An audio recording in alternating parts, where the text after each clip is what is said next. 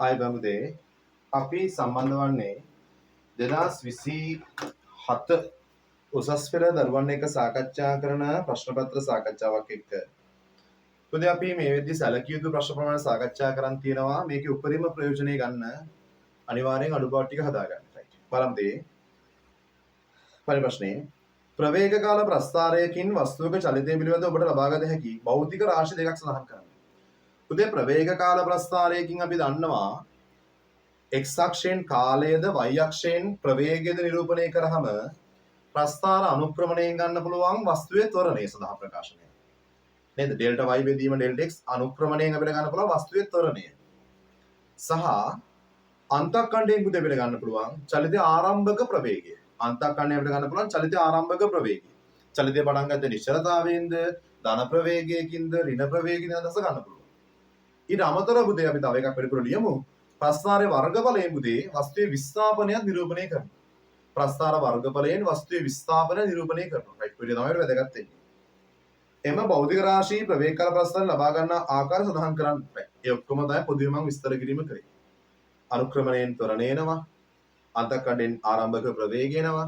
සහ වර්ගඵලයෙන් විස්ථාපනය ලැබෙනවා. රයිට්. ඊට පස්සේ නිශ්චලතාවයේ සිට ගමන් අරබන මොටර රථයක් සරල රේඛීය පාතයක් ඔස්සේ 10 ms ක ඒකාකාර ත්වරණයකින් තත්පර 30ක කාලයක් තුල චලිත වී එතෙන් සිට ඒකාකාර මන්දනයකින් තත්පර 5ක කාලයක් ගමන් කිරීම පසු ලබාගත් ප්‍රවේගයෙන් යම් කාලයක් ඒකාකාරව චලිත වී අවසානයේදී 5 ms ඒකර මන්දනයකින් නිශ්චලතාවට පත් වේ කියලා අපිට කියනවා. රයිට්. අහනවදී චලිත ප්‍රවේග කාල ප්‍රස්ථාරයක් හරියට. ඒක අමුතු ප්‍රස්ථාරයක් එන්නේ. නේද? මන්දනය කරලා ආය ඒකාකාර ප්‍රවේගයෙන් ඉඳලා ආය මන්දනය කරනවා. පුතේ මෙහෙමනේ කියන්නේ. කාලයේ තත්පර ප්‍රවේගයේ ms ඍණ 1. තත්පර 30ක් ත්වරණය වෙනවලු. තත්පර 30ක් යා ත්වරණය වෙනවා කියලා අපිට කියනවා. 30යි තත්පර ත්වරණය වෙනවා. මේ ත්වරණය 10යි ms ඍණ 2ක් කියලා කියනවා. මම නිකන් ඔහොම දාගත්තා. අපිට මතක් කරගන්න පුළුවන් ලේසියිද?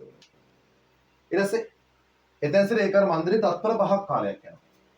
තත්පර 5ක් කාලයක් මන්දන වෙනවා. මෙන්න මේ වගේ. මන්දන වෙන තත්පර 5ක් කාලයක්. ඒතර කොච්චරද? තත්පර 35ක් වෙනවා. එතෙන් සිට ඒකාකාර ප්‍රවේගයෙන් යනවා කියලා කියනවා. ඊට පස්සේ අවසානයේදී 5 මන්දනයකින් මෙන්න මේකට සමාන්තර රේඛාවක් ඇඳෙන්න ඕනේ. මම ඒක ඇඳෙන එකක් නැහැ මම ඊට පස්සේ නිසා. මේකට සමාන්තර රේඛාවක් ඇඳෙන්න ඕන. හරි? තේරුම් ගන්න එක. මෙයත් 5යි ms ඍණ 2යි කියන මන්දනය. මෙයත් 5යි ms ඍණ 2යි කියන මන්දනය. එක මන්දරේ තියෙන උදේ ඔය පැහැදිලි කියනවා. රයිට්. සරල ප්‍රවේග කාල ප්‍රස්ථාරයක් හදින්නයි. ඔන්න යන්න ප්‍රස්ථාරය. මොනවද කියන්නේ?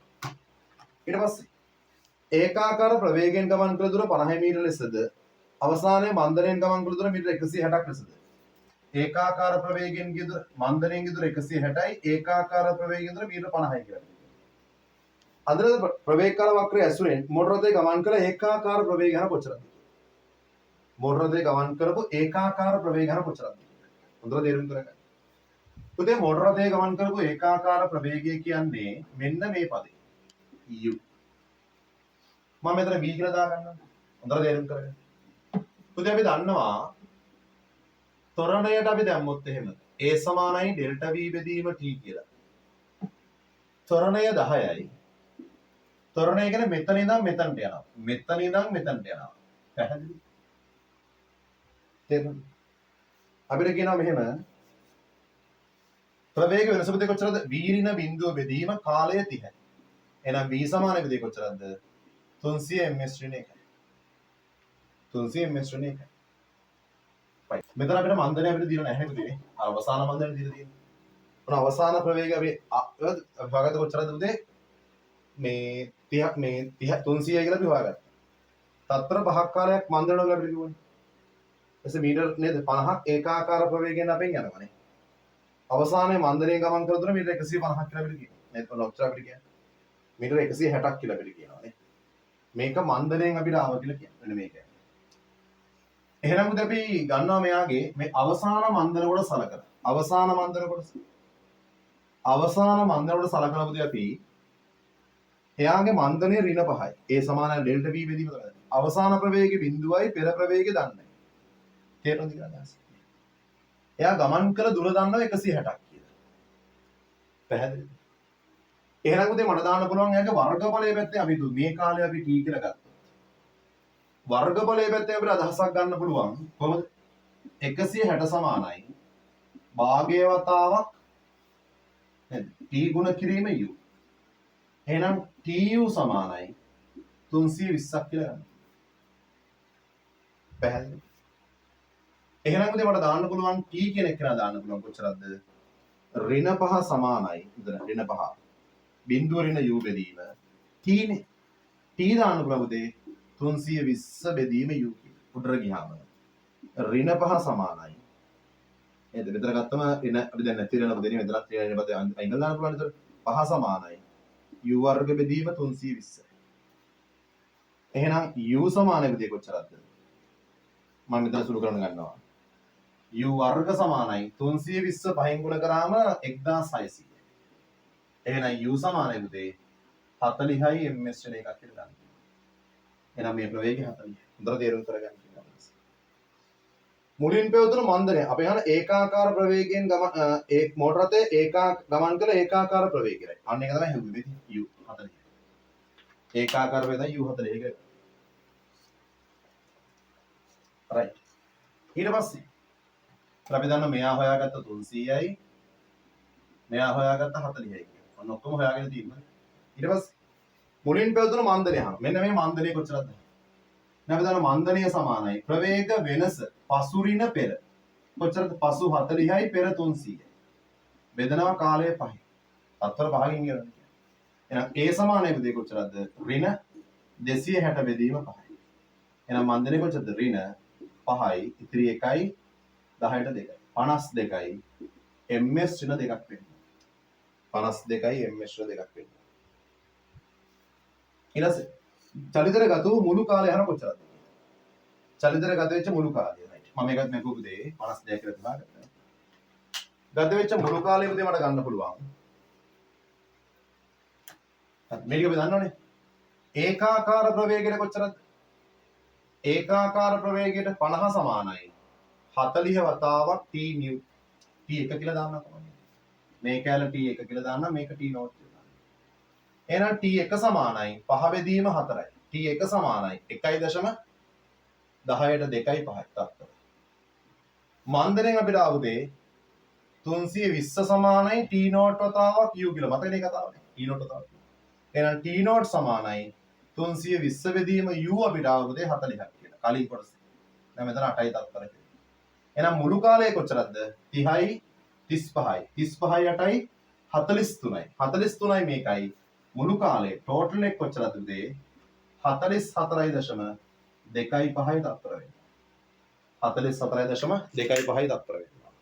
පැහැදිලිද කියලා. මෝටර රථයේ ගමන් කළ මුළු දුර කොච්චරද කියලා. මෝටර රථයේ ගමන් කළ මුළු දුර කොච්චරද කියලා බලන්න. එහෙනම් අපිට මෝටර රථයේ ගමන් කළ මුළු දුර හොයන්න පුළුවන්.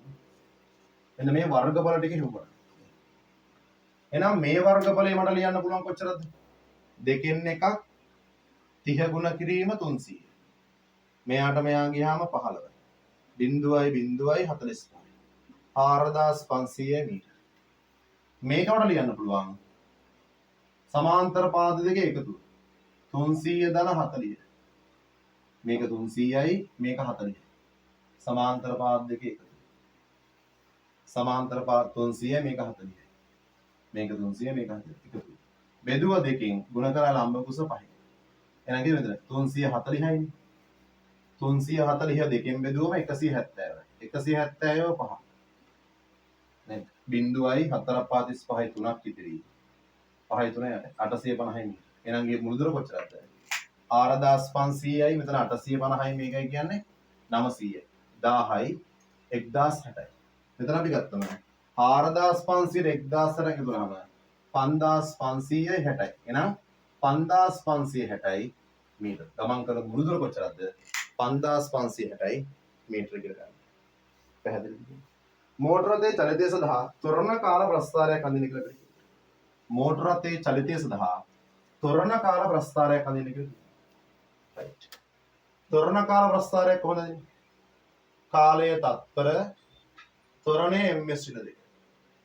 කලින් තත්පර 30යි 35යි එසේ මේ ළඟම එසේ මෙතන ඔන්න මෙතන අපි දන්නවා කීයද 1.25. ඒතර 36.25. මෙතන ඔක්කොම විඩාව කොච්චරද 35 43යි 44.25.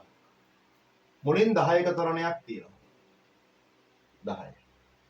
ඊට පස්සේ තත්පර 5ක මන්දනයක් 52ක් 52 කියන්නේ ලොකු මන්දනයක් මේ පැත්ත ඇදෙනවා මෙන්න මේ වගේ තමයි 52 ms ඊට පස්සේ ඒකාකාර ප්‍රවේගයෙන් යන ත්වරණයක් නැහැ ඊට පස්සේ 5යි ms දෙක මත්තරණයක් මන්දනයක් තියෙනවා එහෙනම් කොච්චරද මෙන්න මේකෙන් 10න් 5 ටිකක් මට එකක් දෙන්න බෑ මම මෙතනින් ඉඳලා මේක ලිව්වා 5යි කියලා